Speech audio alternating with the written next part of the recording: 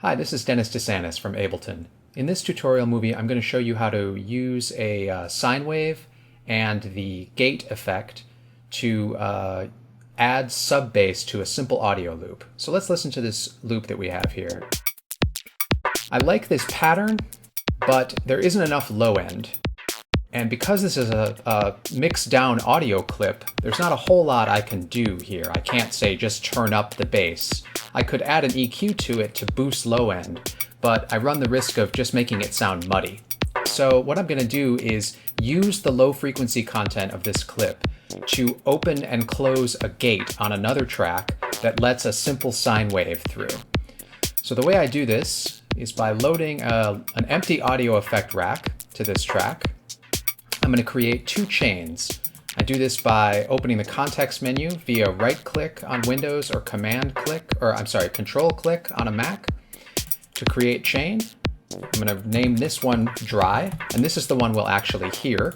I'm going to create another chain now, which I'm going to immediately turn off, and this one I'm just going to call key. So the key will never be heard by the outputs, but it will be used only to feed the sidechained gate device that's on another track.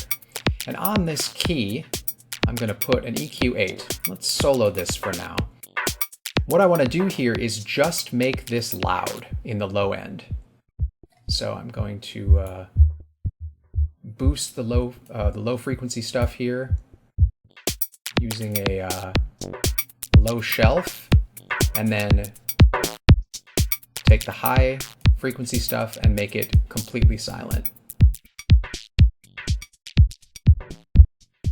Or as close to silent as I can. So what I want to do here is really just enhance low end. I'm not concerned at all about the quality of the sound, because again, this will never be heard by people.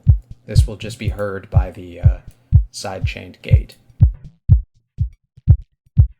So that's a pretty good isolated low end. Now on this MIDI track here, I'm going to put an operator instrument, and I'm going to record a clip of it just playing a low E, which I'm going to make loop indefinitely.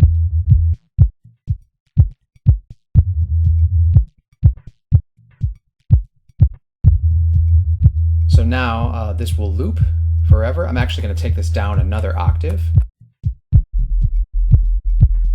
But we don't want to hear it the whole time. So what I'm going to do is insert a gate on this track, and I'm going to enable the sidechain for the gate and have it triggered by the key chain that we created before in the audio track. And because I'm going to turn off the mixer eventually, I want this to be post effects. So it's after the EQ, but before the mixer. So now let's actually disable this, and we're going to need to tune this gate a little bit. So I want to adjust the threshold so that the only thing that turns it on is this low frequency stuff, and I want to turn the range here all the way to -infinity so that the only sound that comes through is the sound that's triggered by the gate opening. Now I use the attack, hold, and release parameters to adjust the quality of the sound that comes through and the length of it. With a very fast attack, I get a kind of slappy or punchy attack here, which I don't need because I have that from the low frequency information in the audio loop. So I'm going to turn this up just a few milliseconds, and already it takes away the attack and the harshness. And I can dial in the release time here to control how long I want this note to be. So now once again, here's our original loop. And what we're hearing, again, is just the dry chain. The key chain is turned off and is only used to feed the gate on the other channel. And now I solo just the gated track, so we hear just the sub bass, and now I'll hear them together.